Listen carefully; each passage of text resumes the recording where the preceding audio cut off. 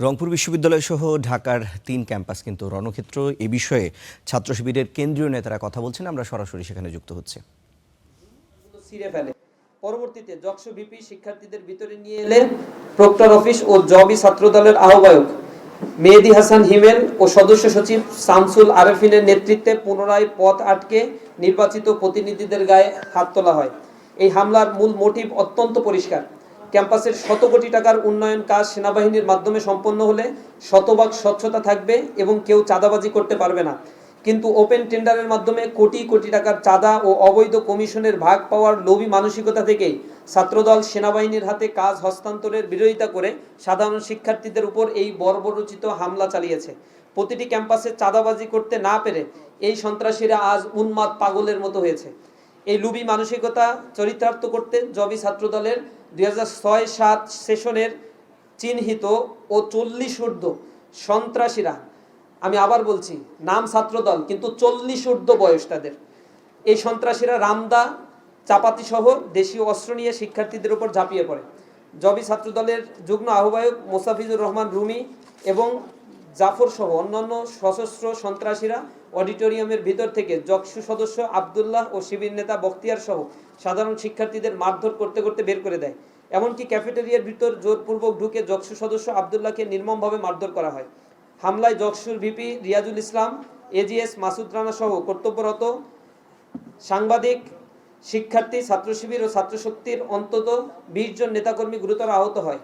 20,000 শিক্ষার্থীর নির্বাচিত প্রতিনিধি জকসুর জিএস আব্দুল আলিম আরিফকে পিটিয়ে রক্তাক্ত সংজ্ঞাহীন করার পর তাকে জিম্মি করে ক্যাম্পাসে মিছিল করে ছাত্রদলের খুনি সন্ত্রাসীরা। আজকে প্রকাশিত এক্স-রে রিপোর্ট অনুযায়ী এই পৈশাচিক হামলায় জকসুর জিএস আব্দুল আলিম আরিফের চোয়ালের হাড় ভেঙে গেছে, ফ্র্যাকচার হয়েছে। উপরন্তু উপস্থিত সম্মানিত উপাচার্য মহোদয়কে শাসিয়ে ছাত্রদল সন্ত্রাসীরা দম্ভুক্তি প্রকাশ করে বলে ক্যাম্পাস ছাত্রদলের দখলেই থাকবে। এখানেই শেষ নয়। হামলার পর আহতরা যখন ঢাকা ন্যাশনাল ইনস্টিটিউট হাসপাতালের জরুরি বিভাগে চিকিৎসাধীন ছিলেন, তখন বিকেল 4:45টার দিকে দেশীয় অস্ত্রসহ দ্বিতীয় দফায় হামলা চালায় বিএমপি, যুবদল, ছাত্রদল, মহানগর দক্ষিণের নেতাকর্মীরা। এই পৈশাচিক হামলার নেতৃত্ব দেয় কবি নজরুল কলেজ ও সোহরাওয়ার্দী কলেজ শাখার ছাত্রদলের বহিরাগত সন্ত্রাসীরা। ক্যাম্পাসের হাসপাতালের রোগীদের উপর নির্মম আক্রমণ চালিয়ে তারা আমরা রোগী বলে আকুতি জানানো সত্ত্বেও রেহাই দেয়নি এবং মোবাইল ও মানিব্যাগ ছিনিয়ে নেয়, যা মধ্যযুগীয় বর্বরতাকেও হার মানায়। একই ধারাবাহিকতায় আজ ঢাকা কলেজেও ফ্যাসিবাদের উগ্ররূপ স্পষ্ট হয়েছে। জুলাই অভ্যুত্থানের বীর শহীদদের আত্মার মাগফিরাত কামনা ও আহতদের জন্য সম্মাননা প্রদান উপলক্ষে ছাত্র শিবির ঢাকা কলেজ শাখা এক শান্তিপূর্ণ কর্মসূচির আয়োজন করেছিল। কিন্তু সেই পবিত্র মানবিক অনুষ্ঠানের প্রস্তুতিকালে ব্যাগে পিস্তল দিয়ে ছাত্রদলের সশস্ত্র সন্ত্রাসীরা অতর্কিত হামলা চালায়। তারা অনুষ্ঠান স্থলে দায়িত্বশীলদের হাত থেকে ব্যানার কেড়ে নেয় এবং রামদা চাপাতি সহ মারাত্মক দেশীয় অস্ত্র নিয়ে একা পেয়ে 4-5 জন ছাত্র শিবিরের নেতাকর্মীর উপর সশস্ত্র আক্রমণ করে। ঢাকা কলেজ ছাত্র শিবিরের অফিস সম্পাদক মোহাম্মদ আব্দুল মালিকের উপর কাপুরুষোচিত হামলা চালিয়ে রক্তাক্ত করা হয়। শুধু তাই নয়, পবিত্র দোয়া অনুষ্ঠানটি পণ্ড করে দিয়ে তারা শিক্ষার্থীদের অডিটোরিয়াম ও ক্যাম্পাস থেকে একে একে বের করে নিয়ে এসে রাজপথে মারধর করে এবং রাজধানীর নিউ মার্কেট ও সায়েন্স ল্যাব এলাকায় প্রকাশ্যে অস্ত্র হাতে মিছিল করে এবং কর্তব্যরত সাংবাদিকদের হত্যার হুমকি দেয় ও পথচারীদের উপর চাপাতি দিয়ে হামলা চালায়। অন্যদিকে ঢাকা আলিয়া মাদ্রাসায় আজ বহিরাগত সন্ত্রাসীদের নিয়ে হলে অবস্থানরত ছাত্রদের উপর ছাত্রদলের সন্ত্রাসীরা হামলা চালায়। রুম থেকে জোরপূর্বক ছাত্রদের বের করে দিয়ে হলে তালা মেরে দেয়। পুলিশের সামনেই প্রকাশ্য অস্ত্র নিয়ে এবং হেলমেট পরে রাজধানীর শীর্ষ চাঁদাবাজ যুবদল নেতা নয়ন এবং ঢাবি ছাত্রদলের নেতৃত্বে সশস্ত্র সন্ত্রাসীরা আলিয়া মাদ্রাসায় এই বর্বরোচিত হামলা তারা চালায়। পেশাদার ডাকাতদের নিয়ে শিবিরের উপর এই হামলার সময় সন্ত্রাসীদের হাত থেকে রেহাই পায়নি খোদ মাদ্রাসার সম্মানিত অধ্যক্ষ মহোদয়। তিনি হামলাকারীদের আঘাতে রক্তাক্ত হয়েছেন। ঠিক একই হিংস্রতার চিত্র আমরা দেখতে পেয়েছি বেগম রোকেয়া বিশ্ববিদ্যালয়ে গত 3রা আগস্ট গতকাল। সেখানে জুলাই গণ অভ্যুত্থান ভিত্তিক আলোকচিত্র প্রদর্শনী জুলুমের বিরুদ্ধে জুলাই চলাকালে সন্ধ্যায় ছাত্রদল পরিকল্পিত হামলা চালিয়ে স্টল ভাঙচুর ও নেতাকর্মীদের উপর আক্রমণ করে। এতে সাবেক কেন্দ্রীয় পাঠাগার সম্পাদক ও সাবেক শাখা সভাপতি সোহেল রানা সহ বেশ কয়েকজন জনশক্তি আহত হয়।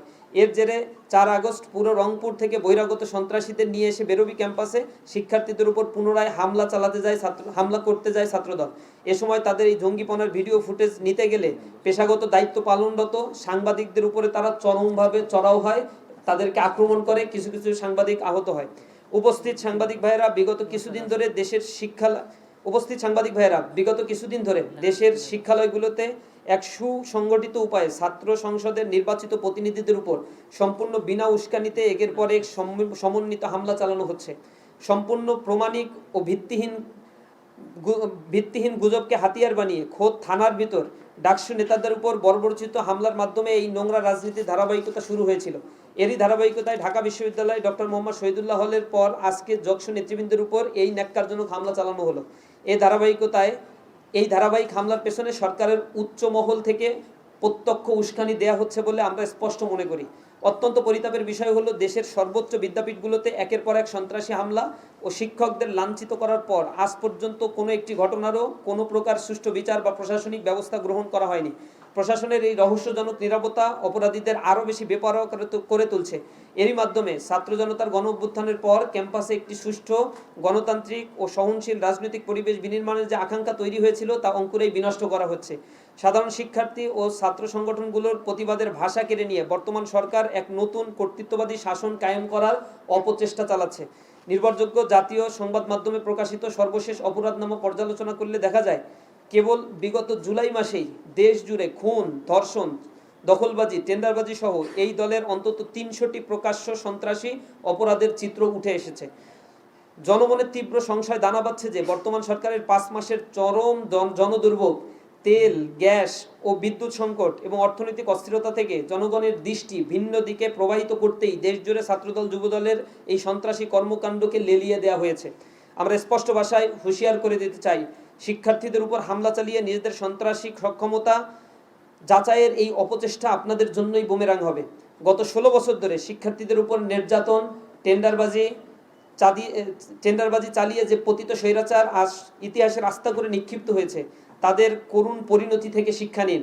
ছাত্র জনতার রক্তের উপর দাঁড়িয়ে গঠিত এই নতুন বাংলাদেশে কোনো ধরনের দখল বাণিজ্য, লেজুর ভিত্তি ও মাস্তানি রাজনীতি দেশের ছাত্র সমাজ আর এক চুলও সহ্য করবে না। আমাদের সুস্পষ্ট দাবিসমূহ: জগন্নাথ বিশ্ববিদ্যালয়, ঢাকা কলেজ এবং আলিয়া মাদ্রাসায় ঘটিত যে সন্ত্রাসী হামলা হয়েছে, এই হামলার সাথে যারা জড়িত তাদেরকে অতি দ্রুত বিচার এবং বহিষ্কার করতে হবে। প্রক্টর অফিসের অতি উৎসাহী কর্মকর্তাদের বিরুদ্ধে ব্যবস্থা গ্রহণ করতে হবে।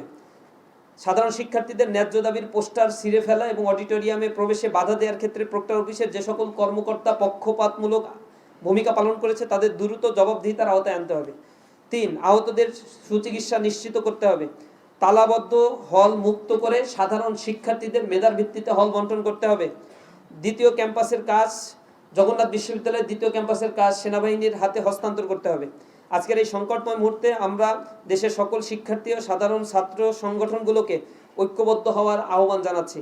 এই বর্বরোচিত হামলার অবিলম্বে সুষ্ঠু বিচার না হলে দেশের গণতান্ত্রিক অগ্রযাত্রা চরমভাবে বাধার মুখে পড়বে এবং শিক্ষাঙ্গন সহ দেশ জুড়ে এক গভীর অস্থিতিশীলতা তৈরি হবে, যার সম্পূর্ণ দায় এই বর্তমান সরকারকেই বহন করতে হবে। আমরা আজকের সারাদিনে এই বর্বরোচিত হামলার প্রতিবাদে আগামীকাল সকাল ৯টায় শহীদ মিনার থেকে রাজু ভাস্কর্য পর্যন্ত ছাত্র গণজামায়াত আমরা পালন করব এবং এই গণজামায়াত থেকে শিক্ষার্থীদের পক্ষ থেকে, ইসলামী ছাত্র শিবিরের পক্ষ থেকে সরকারের প্রতি আজকের এই ন্যাক্কারজনক হামলার বিচারের দাবি জানাবো এবং সামগ্রিকভাবে এই জাতীয় হামলাগুলোর পুনরাবৃত্তি যেন না হয় এ ব্যাপারে সরকারের প্রতি দৃষ্টি আকর্ষণ করছি। কারণ আপনার ক্ষমতার মসনদ খুবই পিচ্ছিল। ক্যাম্পাসগুলোকে যদি আপনি অস্থিতিশীল করেন, আপনার ওই মসনদও খুব বেশি দিন টিকে থাকা আপনার জন্য সম্ভব হবে না। আপনারা দেখেছেন এই হামলার সিনারিওগুলো আমাদের সামনে এসেছে। আমরা কিছু জিনিস আপনাদের কাছে নিয়ে আসছি। হাসপাতালে যে হামলাগুলো চালানো হয়েছে এগুলো আগস্ট মাসের 15ই জুলাই এবং বিভিন্ন সময় এই হামলাগুলো ছাত্রলীগ চালাতো। ইভেন আজকের যে দিন 2 বছর আগে আগস্টের এই সময় একই হাসপাতালে জুলাইয়ের এই 35শে জুলাই বা 34শে জুলাইয়ের সময়গুলোতে এই হাসপাতালগুলোতে হামলা চালিয়েছিল ছাত্রলীগ। সেই একই স্টাইলে ছাত্রদল এই হামলাগুলো চালিয়েছে। আজকে হাসপাতালের এমার্জেন্সি রুমগুলোতে ঢুকেছে, সাধারণ রোগীদের উপরে তারা হামলা করেছে। এই হচ্ছে তাদের রিয়েল চিত্র, অর্থাৎ ছাত্রলীগের একেবারেই হুবহু অনুকরণ করছে এই ছাত্রদল। এরপরে আপনারা দেখেছেন রংপুরে আজকে তারা মিছিল নিয়ে বহিরাগত একজনও ছাত্র না, এখানে বহিরাগত সন্ত্রাসীদের নিয়ে এসে বেগম রোকেয়া বিশ্ববিদ্যালয়ের ক্যাম্পাসের সামনে রামদাও, চাপাতি, ক্রিস এগুলো নিয়ে তারা হামলা চালিয়েছে। এখানে আপনারা দেখতে পাচ্ছেন একবারে প্রকাশ্যে এগুলো উঁচিয়ে নিয়েছে, কিন্তু প্রশাসন পাশে দাঁড়িয়ে নির্বিকার ভূমিকা পালন করছে। আওয়ামী ফ্যাসিবাদের প্রশাসন যেমন ভূমিকা পালন করত, ওই ফ্যাসিবাদের প্রশাসনের প্রেতাত্মারা এখন আবার বর্তমান সরকারের এস্টাবলিশমেন্ট প্রতিষ্ঠার জন্য একই রকম ভূমিকা বা আচরণ তারা দেখাচ্ছে। এখানে আরও কিছু ফুটেজ আমাদের কাছে আছে। জগন্নাথ বিশ্ববিদ্যালয়ে আজকে যারা হামলা করেছে, এখানে আমরা দেখাচ্ছি যে ছাত্রদলের আহ্বায়ক, তার পাশের ছাত্রদলের, এগুলোর 15 বছর আগে ছাত্র জীবন শেষ হয়ে গেছে। ছাত্র বলতে আমার বারবার একটু লজ্জা লাগছে। তারপরেও কমিটিতে আছে, কমিটিরও মেয়াদ উত্তীর্ণ হয়ে গেছে, তারপরেও তাদের কমিটিতে যারা সভাপতি সেক্রেটারি আছে, এগুলো হচ্ছে বিএমপি করার বয়সও মনে হয় শেষ হয়ে গেছে। এরা হচ্ছে প্রকাশ্যে বলছে এই ক্যাম্পাস ছাত্রদলের নিয়ন্ত্রণে থাকবে, বিসিকে শাসাচ্ছে তারা, ক্যাম্পাস ছাত্রদলের নিয়ন্ত্রণে থাকবে। আর বিসি হচ্ছে মাথা নাড়াচ্ছে, কারণ বিসি হচ্ছে তাদের অনুগ্রহে এই পদ পেয়েছে এবং এখন বিসির দায়িত্ব পালন করছে। ন্যূনতম একাডেমিক যোগ্যতা তার ভিতরে নেই। এখানে যিনি জগন্নাথ বিশ্ববিদ্যালয়, তার উপরে হামলা করা হয়েছে, রক্তাক্ত হয়েছে, তিনি হাসপাতালে আহত অবস্থায় আছেন, গুরুতর অবস্থায় আছেন। এখানে দেখেছেন আপনারা তোফাজ্জল হত্যাকাণ্ডের ঘটনা ঘটেছিল ঢাকা বিশ্ববিদ্যালয়ে। এই হত্যাকাণ্ডের যারা মূল আসামি, তাদের মধ্যে একজন হচ্ছে শেখ রমজান আলী রকি। আজকে এই হেলমেট বাহিনীর জেরাক্স কপি হচ্ছে নয়ন, চাঁদাবাজের একেবারে মাফিয়া চাঁদাবাজ ঢাকার। এই মাফিয়া চাঁদাবাজ নিয়ে আসছে এই হত্যাকারীকে। রকি হচ্ছে এই তোফাজ্জল হত্যাকাণ্ডের আসামি, কিন্তু তাকে নিয়ে এখনো পর্যন্ত এই চাঁদাবাজরা এই সন্ত্রাসদেরকে, এই খুনিদেরকে পুনর্বাসন করার জন্য সরকারের একেবারে প্রচ্ছন্ন মদদে প্রশাসনের নাকের ডগায় এই ভূমিকাগুলো তারা পালন করছে। অর্থাৎ বাংলাদেশে এই খুনের রাজত্ব কারা কায়েম করছে? যে হাজারের উপরে খুন হয়েছে বিগত 5 মাসে, সেই হাজারের উপরে খুনের নেতৃত্ব কাদের মাধ্যমে দেয়া গিয়েছে, এগুলো তার স্পষ্ট প্রমাণ। হাসপাতালে ঢুকে ছাত্রদলের হামলা আরো কিছু চিত্র আপনারা দেখতে পাচ্ছেন। একেবারে রোগী সামনে যাকে পাচ্ছে তাকেই হামলা করছে। হাসপাতালের ভিতরে অস্ত্র সহ তারা হাসপাতালে প্রবেশ করছে এবং এগুলো দিয়ে এলোপাথারি মারছে রুগীদের উপরে, সেখানে রুগীর স্বজনদের উপরে। সায়েন্স ল্যাবে আজকে ঢাকা কলেজে কোনো ধরনের উস্কানি ছাড়াই সেখানে পথচারীদের উপর হামলা করেছে, চাপা দিয়ে গুরুতর আহত করেছে কয়েকজনকে। আমরা জানতে পেরেছি প্রায় 5 জন হাসপাতালে ভর্তি রয়েছে। একজন মুরব্বীর চেহারা আপনারা দেখতে পাচ্ছেন। এগুলো কোনো ছাত্র সংগঠনের নেতাকর্মীরা, এখানে আজকে যারা হামলার সাথে জড়িত ছিল টোটাল হচ্ছে টোকাইদেরকে ভাড়া করে নিয়ে আসা হয়েছে এবং অর্থ দিয়ে তাদেরকে কিনে নিয়ে আসা হয়েছে। এখানে ছাত্রদলের হামলা শিকার হয়েছে জগন্নাথ বিশ্ববিদ্যালয়ের কোর্টের পাশের আইনজীবী। তিনি সেখানে হয়তো হাসপাতালে গিয়েছিলেন এবং হাসপাতালে চিকিৎসার জন্য বা তার রোগী ছিল, তার উপরও হামলা করে তাকে রক্তাক্ত করা হয়েছে। এখানে আপনারা দেখতে পাচ্ছেন যকসু বিপি রিয়াজুলের উপর সরাসরি ছাত্রদলের সভাপতি, মেয়াদ উত্তীর্ণ এবং বয়স উত্তীর্ণ সভাপতি, তার নেতৃত্বে এই হামলাটা হয়েছে। ঢাকা আলিয়া মাদ্রাসায় সর্বজন স্বীকৃত অধ্যক্ষ, একজন শ্রদ্ধেয় শিক্ষক, একজন আলেমের উপরে তারা সশস্ত্র হামলা করেছে। তিনি এখনো হাসপাতালে ভর্তি অবস্থায় আছেন। ঢাকা আলিয়া মাদ্রাসায় হেলমেট পরা অবস্থায় এখানে তারা শোডাউন দিয়েছে আর বলছে যে আপনারা কি করেন, পুলিশকে শাসাচ্ছে, গুলি করেন না কেন? এই হচ্ছে তার চরিত্র নয়নের। ঢাকা আলিয়া মাদ্রাসায় এই নয়নের নেতৃত্বে যাদের উপর হামলা করা হয়েছে তাদের ছবি আপনারা দেখতে পাচ্ছেন। ঢাকা কলেজের সামনে অস্ত্র সহ একবারে কাপড়ে মোড়ানো অস্ত্র হাতে সাংবাদিক যখন ছবি তুলছে তার দিকে আঙ্গুল তুলে দেখাচ্ছে হামলা করবে বা শাসাচ্ছে তাকে।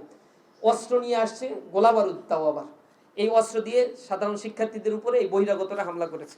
এবং জুলাই শহীদদের জন্য দোয়া অনুষ্ঠান, ঢাকা কলেজের এই দোয়া অনুষ্ঠানের সেখানে তারা অস্ত্র শস্ত্র সহ আক্রমণ করার জন্য উপস্থিত হয়েছে। এভাবে সোশ্যাল মিডিয়ায় ছড়িয়ে পড়া অসংখ্য ছবি আছে যেখানে সাংবাদিকদের উপরে আক্রমণ করা হয়েছে, সাংবাদিকরা সেখানে রক্তাক্ত হয়েছে, শিক্ষকদের লাঞ্ছিত করা হয়েছে। এটা আর কোনো ছাত্র সংগঠনের পজিশনে আর ছাত্রদল নাই। এটা কেন্দ্র কমিটি থেকে একবারে রুরাল লেভেল পর্যন্ত প্রতিটা বিশ্ববিদ্যালয়ে তাদের কমিটির মেয়াদ এবং ছাত্রত্ব অন্তত 10-15 বছর আগে শেষ হয়ে গিয়েছে। এই অছাত্ররা কোন ইন্টেনশন নিয়ে এই ক্যাম্পাসগুলোতে আছে? জগন্নাথ বিশ্ববিদ্যালয়ে আপনারা খেয়াল করবেন, সেখানে ছাত্রদলের আজকের ঘটনার মূল কারণটা হচ্ছে ছাত্ররা প্রথমে ইনকলাব মঞ্চের ব্যানারে সেখানে গিয়ে ইউজিসির চেয়ারম্যান উপস্থিত হয়েছে, তার কাছে তারা স্মারকলিপি দেবে, দাবি করবে যে ঠিকাদার প্রতিষ্ঠানের উপরে কাছে এই প্রতিষ্ঠানের হল নির্মাণের দায়িত্ব দেওয়া যাবে না। প্রায় 10,000 কোটি টাকার একটা প্রজেক্ট, এই প্রজেক্টটা দিতে হবে সেনাবাহিনীর হাতে যাতে খুব দ্রুত এই হল নির্মাণ হয়। এর আগেও 15,000 কোটি টাকা এখানে দেওয়া হয়েছিল, 1500 কোটি টাকা সম্ভবত বা 15,000 কোটি টাকা সামথিং এমন দেওয়া হয়েছিল, 1500 কোটি টাকা। সেটা তৎকালীন সময়ে যারা যে ভিসি ছিল, আওয়ামী লীগের যুবলীগের ভিসি ছিল, সেই ভিসি সেটা পুরো টাকাটাই মেরে খেয়ে ফেলছে। এখন আবার এই যে টাকাটা বরাদ্দ দেওয়ার কথা, সেই টাকাটাও যাতে ঠিকাদারি প্রতিষ্ঠানের কাছে দেয়, এই ঠিকাদারি গ্রহণ করবে ছাত্র দলের নেতাকর্মীরা বা ওই এলাকার যারা বিএনপির নেতাকর্মীরা আছে, সেখানে অনেক ভাগ বাটোয়ারার ব্যাপার আছে। আমাদের স্পষ্ট কথা হচ্ছে, স্টুডেন্টদেরকে স্বার্থকে প্রায়োরিটি দিতে হবে, এখানে দ্রুত হল নির্মাণ করতে হবে। অত্যন্ত ভোগান্তির মধ্য দিয়ে জগন্নাথ বিশ্ববিদ্যালয়ের শিক্ষার্থীরা পড়াশোনা করে, একটা ন্যূনতম হল জগন্নাথ বিশ্ববিদ্যালয়ের ছাত্রদের জন্য নাই, যা অত্যন্ত লজ্জাজনক। এই বিশ্ববিদ্যালয়ের জন্য যেমন লজ্জাজনক, তেমনি একইভাবে প্রশাসনের জন্য, শিক্ষা মন্ত্রণালয়ের জন্য, ইউজিসির জন্য লজ্জাজনক।